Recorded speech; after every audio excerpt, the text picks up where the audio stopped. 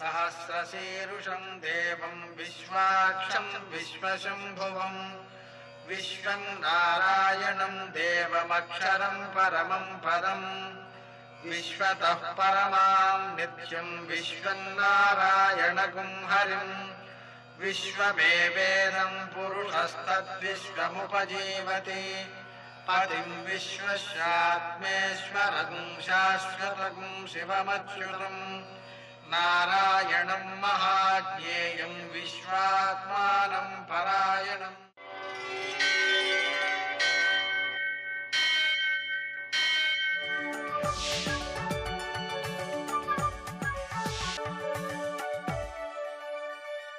सूर्यशौर्यमथेन्दुरिन्द्रपदवी सन्मङ्गलं मङ्गलम्। मर्कटेश महोत्साह सर्वशोक विनाशना शत्रून् संहर मां रक्ष శ్రీయందాపయ మే ప్రభు। నేటి కాలమాన విశేషాలను గమనిద్దాం. స్వస్తి శ్రీ చాంద్రమాన మన్మథనామ సంవత్సరం దక్షిణాయనం శరదృతువు ఆశ్వయుజమాసం శుక్లపక్షం మంగళవారం. సూర్యోదయం 6 గంటల 14 నిమిషాలకు, సూర్యాస్తమయం 5 గంటల 47 నిమిషాలకు. తిథి సప్తమి మధ్యాహ్నం 2 గంటల 18 నిమిషాల వరకు. నక్షత్రం పూర్వాషాఢ మధ్యాహ్నం 2 గంటల 28 నిమిషాల వరకు. వర్జం రాత్రి 10 గంటల 23 నిమిషాల నుంచి 11 గంటల 58 నిమిషాల వరకు. దుర్ముహూర్తం ఉదయం 8 గంటల 33 నిమిషాల నుంచి 9 గంటల 19 నిమిషాల వరకు.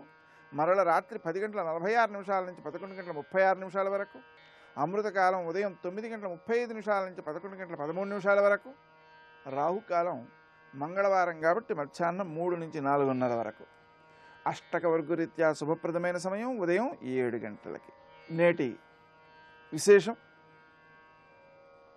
దేవీ త్రిరాత్ర వ్రతం.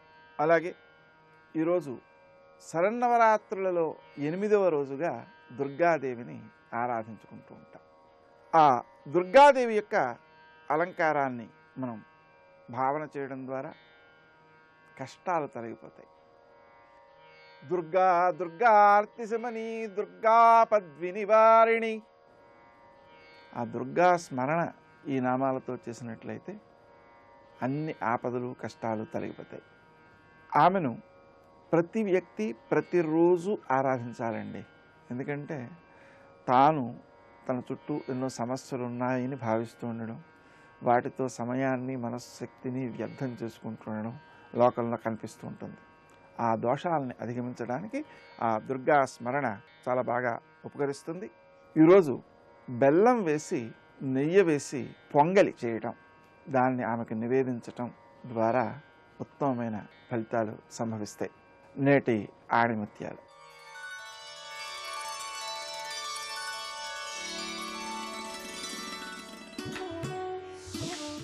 సమస్య గురించి ఆలోచించకుండా పరిష్కారం గురించి ఆలోచించాలి.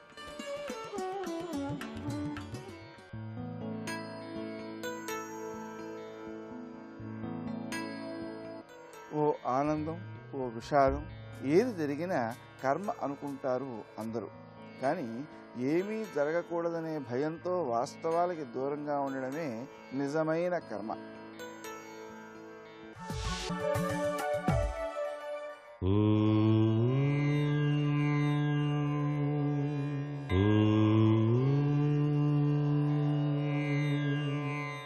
శ్రీమాత్రే నమః.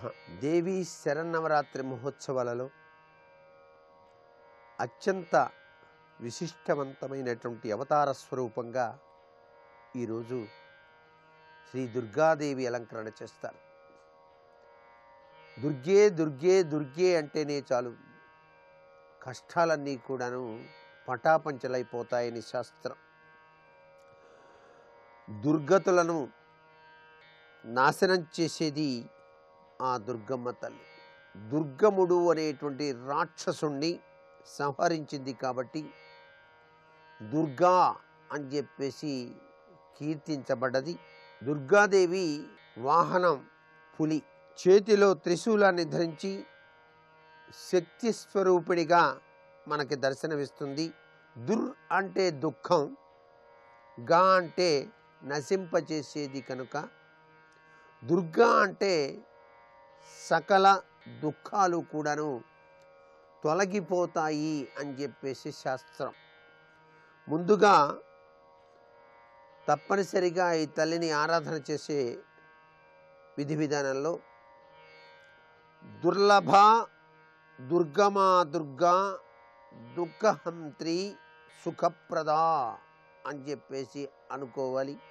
తర్వాత దుర్గే స్మృతాహారసి భీతిమశేష జంతో స్వస్థై స్మృతా మతిమతీవ శుభాం దదాసి దారిద్ర్య దుఃఖ భయహారిణికా త్వదన్యా సర్వోపకారకరణాయ సదార్ధచిత్త అంటూ జపం చేయాలి. తరువాత ఓం శ్రీ దుర్గా దేవతాయ నమః అని చెప్పేసి అనుకోవాలి.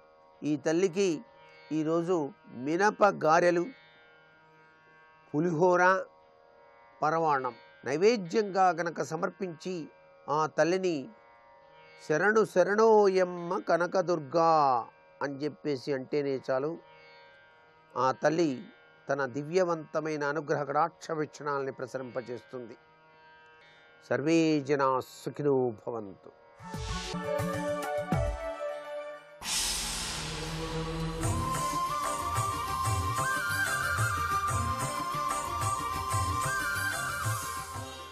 శతక సాహితీ సరస్వతికి నమస్కారం. సత్యాకారుని సత్యభానుని సమస్త ప్రాణికోటీశ్వరున్ సత్యానంద విలాసునిన్ సకల వేషవ్యాప్త విశ్వాత్మకున్ నిత్యాకారుని శ్రీ సతీ ప్రియ సఖున్ నేత్రాబ్జ సోమార్కునిన్ భృత్యాభీష్ట వరప్రసాదుకులుతున్ విశ్వేశ సిద్ధేశ్వరా.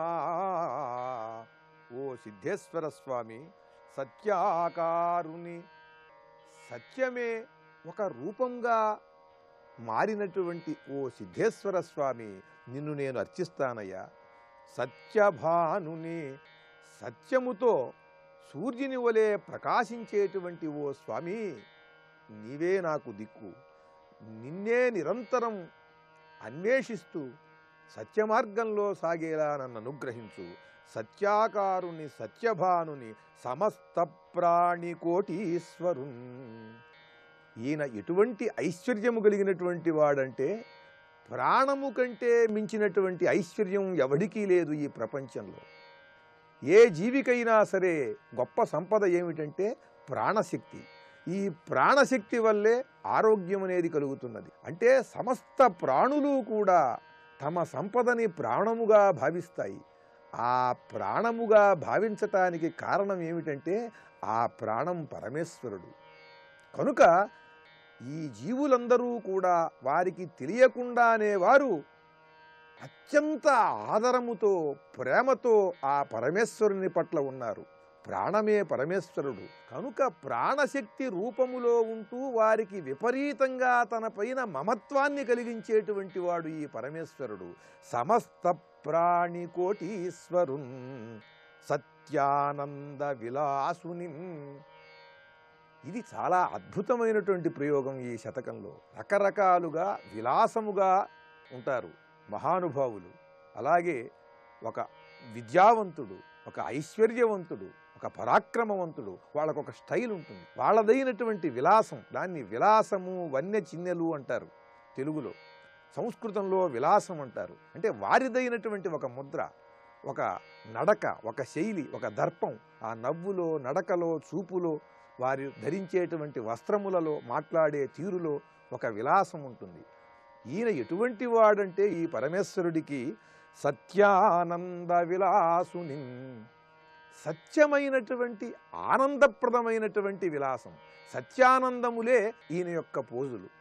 సత్యానంద విలాసుని. విలాసము అంటే ఆయన యొక్క చిరునామా అనే అర్థం కూడా ఉన్నది. కనుక సత్యమే పరమేశ్వరుని యొక్క అడ్రస్సు. ఆయన ఎక్కడ ఉంటాడు అంటే సత్యంలో ఉంటాడు.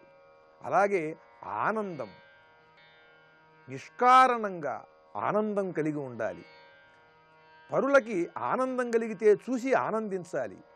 అది అటువంటి ఆనందం పరమేశ్వరుడి యొక్క చిరునామా.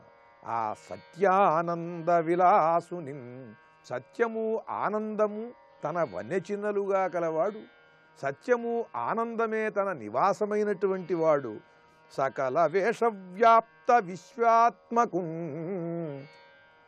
సకల వేషములు వేసేటువంటి వాడు. అలా వీరందరిలో కూడా ఉన్నది ఈయనే. ఆయా వేషములన్నీ కూడా ధరించేటువంటి వాడు. సకల వేషవ్యాప్త విశ్వాత్మకు, సకల వేషములతో విశ్వమంతా వ్యాపించి ఉన్నటువంటి ఈ సిద్ధేశ్వరుడు నిత్యాకారుని, నిత్యము ఉండేటువంటి వాడు. ఇప్పుడు ఉన్నాడు, రేపు ఉండడు అనేది లేదు. శ్రీ సతీ ప్రియ సఖున్, ఆ లక్ష్మీదేవి నాథుడైన విష్ణుమూర్తికి ప్రియసఖుడైనటువంటి వాడు. నేత్రాబ్జ సోమార్కుని, సూర్యుడు చంద్రుడు తనకు నేత్రములుగా చేసుకున్నటువంటి వాడు. భృత్యాభీష్ట వరప్రసాదు కొలుతున్, భృత్యుల యొక్క భక్తుల యొక్క అభీష్టములన్నిటినీ కూడా తెలుసుకుని వాటిని తీర్చేవాడు, వారికి వరములు ఇచ్చేటువంటి వాడు.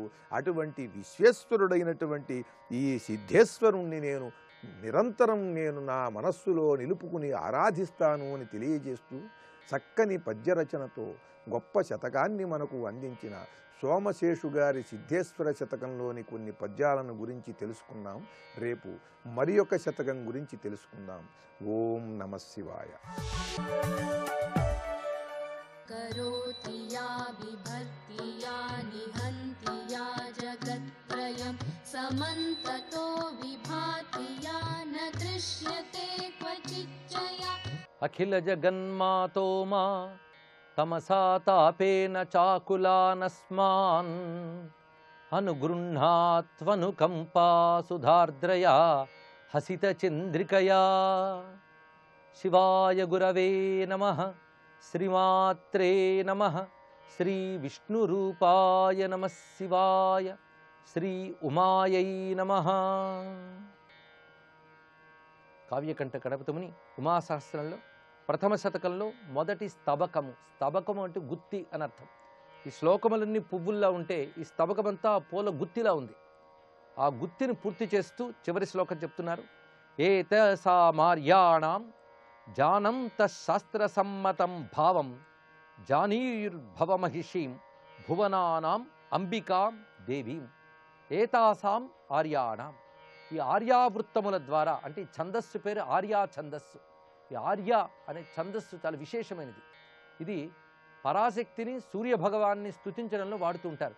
ఒక్కొక్క ఛందస్సుకి ఒక్కొక్క మంత్రశక్తి ఉంటుంది. ఈ ఆర్యా ఛందస్సు కూడా వేద ఛందస్సుల నుంచే ఉద్భవించింది అని మహాత్ములు రుజువు చేశారు. ఈ ఆర్యా ఛందస్సులు కానీ స్తుతి చేస్తే అమ్మవారి శక్తి మరింత గొప్పగా ఆవిష్కరింపబడుతుంది. అందుకే మూక కవి మూక పంచశతిలో మొట్టమొదటి ఆర్యా శతకమని 100 పద్యాలు ఆర్యా ఛందస్సులు రచించారు. ఒక మహానుభావుడు దూర్వాస మహర్షి ఆర్యా ద్విశతి అనే పేరుతో 200 శ్లోకాలు మణిద్వీప వర్ణన చేశారు, శ్రీమన్నగర వర్ణన. అటువంటి ఆర్యా ఛందస్సులోనే ఉమాశాస్త్రం కూడా ప్రారంభమైంది, మొదటి 100 పద్యాలు. ఇది తెలుసుకోవాల్సిన మరొక విశేషం. అందుకే ఏతాసాం ఆర్యాణం జానంతః శాస్త్రసమ్మతం భావం.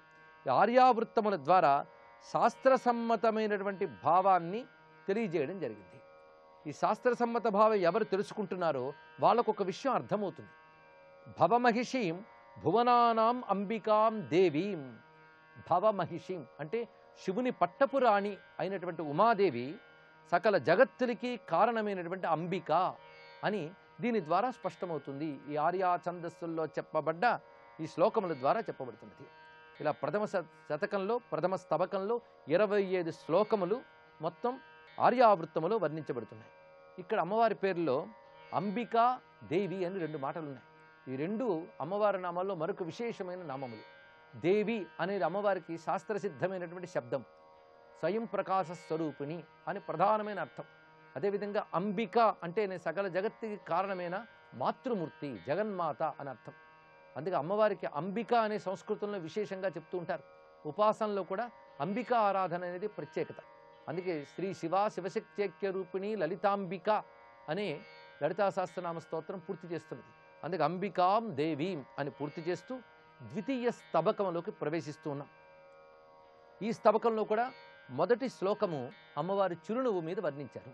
ప్రతి స్తబకము యొక్క మొదటి శ్లోకము జగన్మాత యొక్క మందహాసాన్ని వర్ణిస్తున్నారు అనే విషయాన్ని మనం ప్రస్తావన చేసుకున్నాం. చిరునవ్వుని వర్ణించితే చాలు. చిరునవ్వు ఒక ఆనందానికి, ఆదరత్వానికి సంకేతం.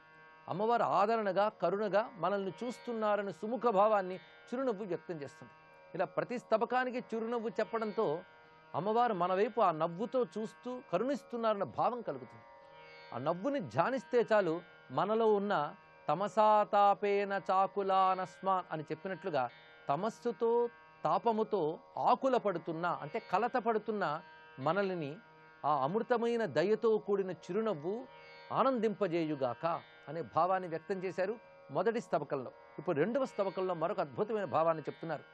ఈ శ్లోకములన్నీ కూడా మంత్రగర్భితములు. ఈ శ్లోకంలో భావాన్ని, ఆకాంక్షను మనం తెలుసుకుంటే చాలు, అది మనకు ఫలంగా లభిస్తున్నది.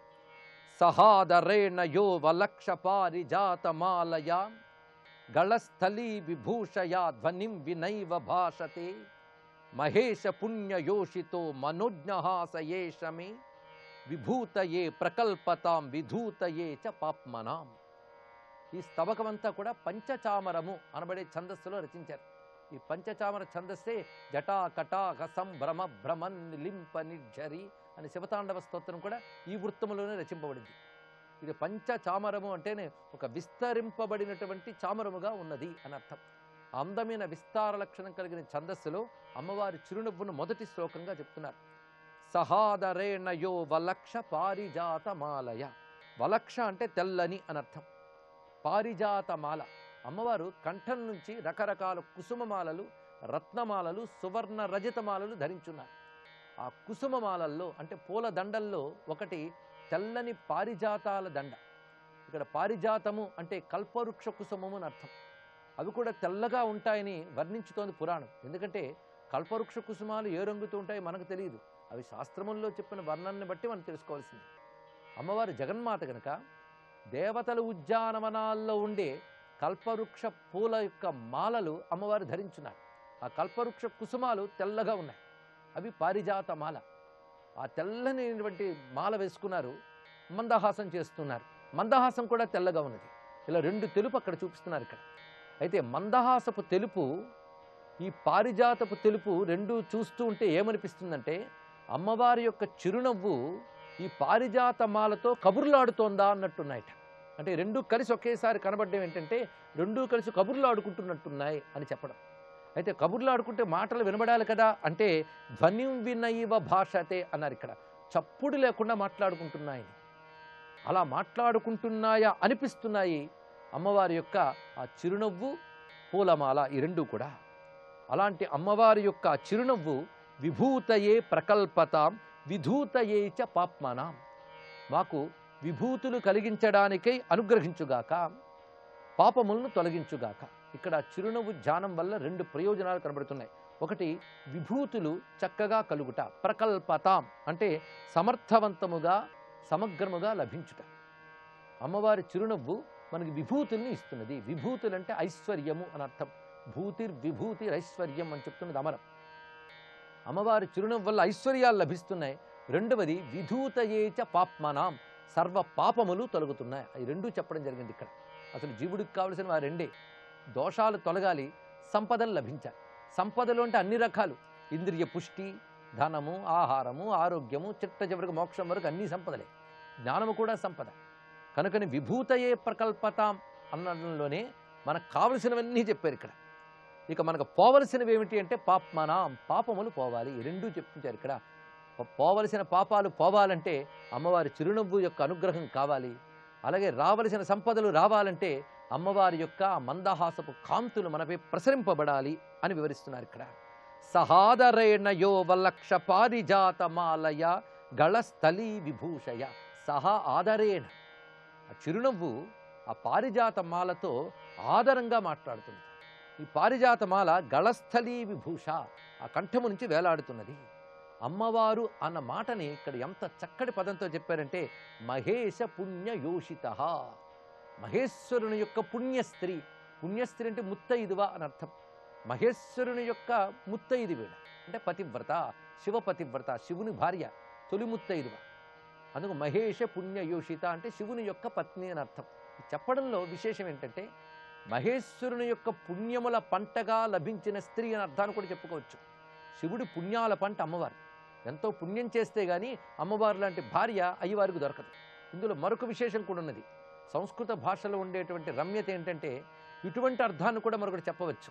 అదేమిటంటే అమ్మవారి పుణ్యముల ఫలంగా పరమేశ్వరుడు లభించాడు.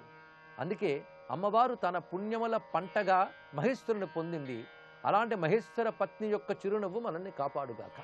ఇప్పుడు 2 రకాల మాటలు వచ్చాయి. శివుని పుణ్యాల పంట అమ్మవారు, అమ్మవారు పుణ్యాల పంట అయ్యవారు. ఇప్పుడు ఇందులో ఏది నిజమంటే రెండూ నిజమే అని చెప్పుకోవాలి. ఇదే నిజ తపఫలాభ్యాం అన్నారు శంకర భగవత్పాల్ వారు శివానంద లహరిలో. ఒకరి తపస్సుకు ఫలంగా ఒకరు లభించారు. అది ఇద్దరికీ సమప్రాధాన్యం. అది ఇందులో చూపిస్తున్న గొప్ప విషయం. అటువంటి ఆ పార్వతీదేవి యొక్క శివుని పత్ని యొక్క చిరునవ్వు మనల్ని అనుగ్రహించుగాక, ఐశ్వర్యములను వసంగుగాక, పాపములను తొలగించుగాక. సర్వం శ్రీ లలితా చరణారవిందార్పణమస్తు.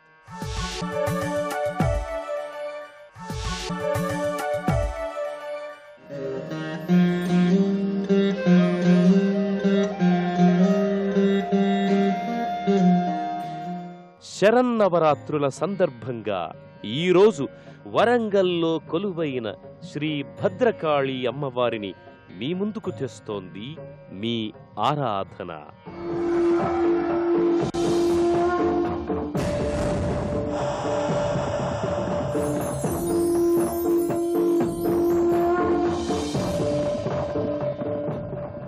మూలమంత్రాత్మిక మూలకూట త్రయకళేబర కులామృతైకరసిక కులసంకేత పాలిని మహాశక్తిం కుండలిని విసతంతు తనీయసి భవానీ భావనాగమ్య భవారణ్య కుఠారిక భద్రప్రియ భద్రమూర్తిర్భక్త సౌభాగ్యదాయిని భక్తిప్రియ భక్తిగమ్య భక్తివస్య భయాపహ శాంభవి శారదారాధ్య శర్వాణి శర్మదాయిని అంటూ భద్రకాళి అమ్మవారి నామస్మరణతో పునీతమవుతున్న దివ్యక్షేత్రం వరంగల్.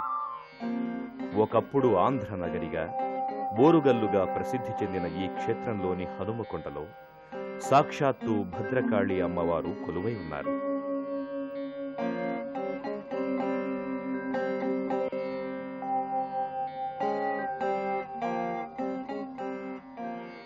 భద్రకాళి అమ్మవారి లీలా విశేషాలతో విరాజిల్లుతున్న ఈ క్షేత్రానికి కొన్ని వందల సంవత్సరాల నాటి చరిత్ర ఉంది.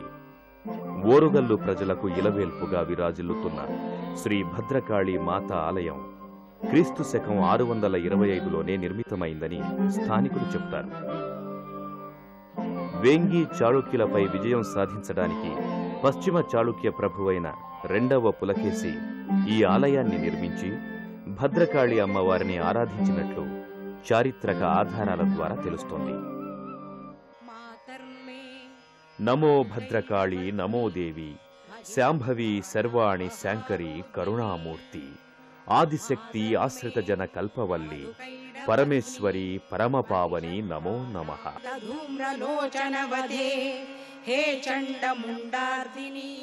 సుమారు 9 అడుగుల ఎత్తు 9 అడుగుల వెడల్పులో ఉన్న భద్రకాళి అమ్మవారి విగ్రహం భక్తులను కటాక్షిస్తూ దర్శనమిస్తుంది.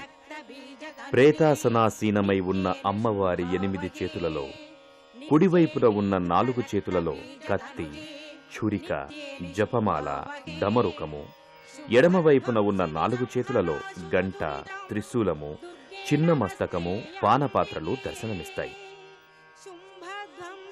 ఇక్కడ అమ్మవారు పశ్చిమ ముఖంగా దర్శనమిస్తారు.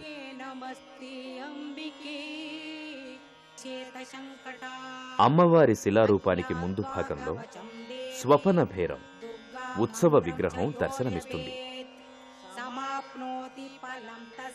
స్వపన భేరంకు ముందు భాగంలో శ్రీచక్రం దర్శనమిస్తుంది. ఈ శ్రీచక్రానికి నిత్యము కుంకుమ పూజలు నిర్వహిస్తారు.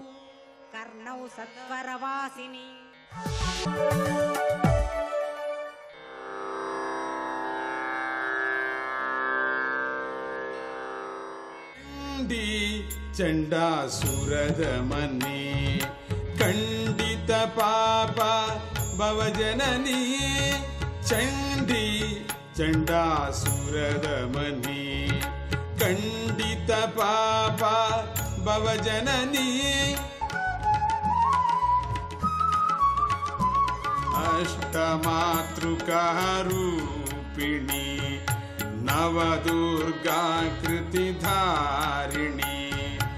అష్టమాతృకారూపిణి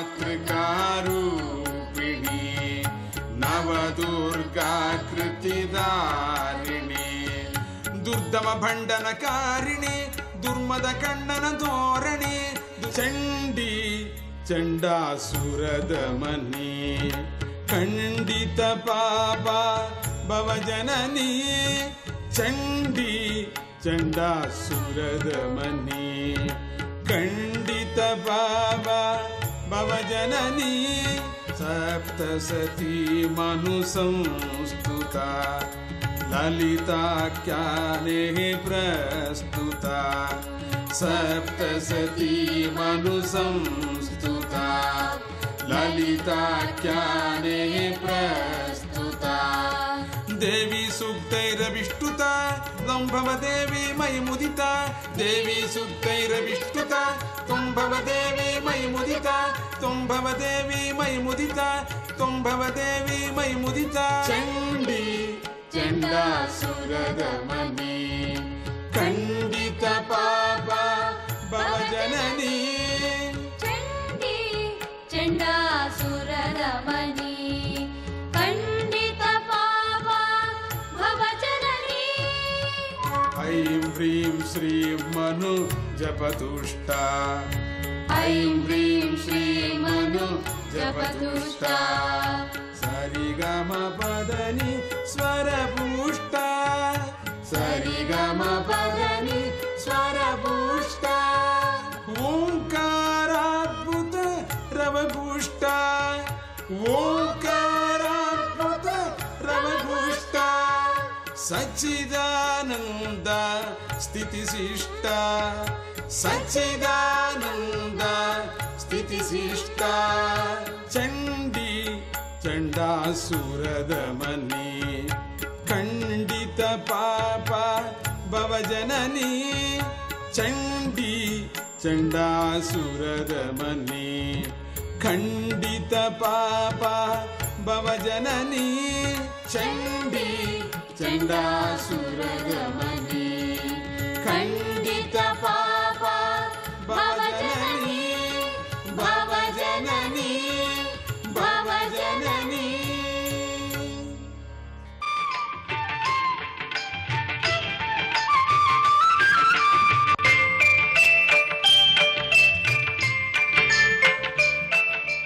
శ్రీ మహాగణపతే నమః, శ్రీ సరస్వతే నమః, శ్రీపాదవల్లభ నరసింహ సరస్వతి, శ్రీ గురు దత్తాత్రేయాయ నమః. నవరాత్రి 8వ రోజు చండీమాత అవతారం. యా దేవీ సర్వభూతేషు జ్ఞానరూపేణ సంస్థిత నమస్తస్యై నమస్తస్యై నమస్తస్యై నమో నమః. నవరాత్రుల్లో 8వ రోజున దత్తపీఠంలో చండీమాతను అర్చిస్తారు. ఆమె రూపం చండ ప్రచండంగా ఉంటుంది. అధర్మ సమయంలో ఆ రూపం ప్రకటమవుతుంది. ఆమె కోపం ధర్మరక్షణ కోసమే. భక్తుల పట్ల అది శాంతరూపం, సౌమ్యరూపంగా అనుగ్రహాలు వర్షించేదిగా ఉంటుంది. మహిషాసురుడు లోకాలను పీడిస్తుండగా అమ్మవారు వాడితో యుద్ధానికి దిగింది.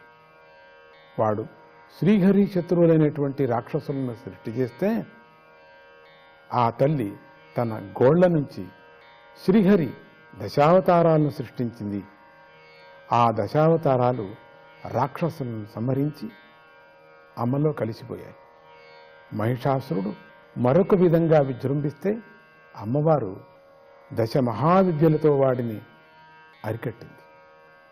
మహిషాసురుడి యొక్క మహాకోపం వచ్చి తానే స్వయంగా దేవతలను బాధించటం ప్రారంభించసాగాడు. అప్పుడు త్రిమూర్తులు వాడితో యుద్ధానికి దిగిన వాడిని నివారించాలని చూశారు. వాడి బలం ముందు త్రిమూర్తులు నిలవలేక పక్కకు తప్పుకోవలసి వచ్చింది. దైవీ శక్తులు ఆ పరిస్థితిని అమ్మవారికి నివేదించారు. అప్పుడప్పటికి దేవతలు, ఋషులు అందరూ అమ్మవారి దగ్గరకు చేరి స్తోత్రం చేయగా ఆమె మహాలక్ష్మి, మహాకాళి, మహాసరస్వతీ స్వరూపమైనటువంటి చండీమాతగా ఆవిర్భవించింది. సమస్త దేవతా శక్తులు ఆ చండీమాతలో కలిసిపోయాయి. అప్పుడు ఆమె విపరీతమైనటువంటి కోపంతో మహిషాసురుణ్ణి సంహరించింది. అప్పుడు ఆ తల్లిని అందరూ చండీమాత అని స్తుతించారు. ఆ చండీమాత చండముండలనే రాక్షసులను ఆ దేవి సంహరించింది గనుక ఆమెకు చండీ అనే పేరు వచ్చింది. దుర్గా సప్తశతి చెబుతూ ఉన్నది, నవదుర్గాల్లో 8వ అవతారమైనటువంటి మహాగౌరిని దుర్గాష్టమి రోజు అర్చిస్తారు. ఆ మహాగౌరి ప్రార్థన ఇట్లా చేస్తున్నారు. శ్వేతే వృషే సమారూఢ, శ్వేతే వృషే సమారూఢ, శ్వేతాంబరధరా శుచి, మహాగౌరీ శుభం దద్యాత్, మహాదేవ ప్రమోదదా. తెల్లని వృషభాన్ని అలంకరించి శ్వేతవస్త్రధారిణి అయి సదా శుచిగా ఉంటూ మహాదేవుడే శివుడికి ఆనందాన్ని కలిగిస్తూ ఉన్నది అయినటువంటి ఆ మహాగౌరి శుభాన్ని అనుగ్రహించుగా కానీ ఆ దేవిని ప్రార్థించాలి. జై గురుదత్త, శ్రీ గురుదత్త.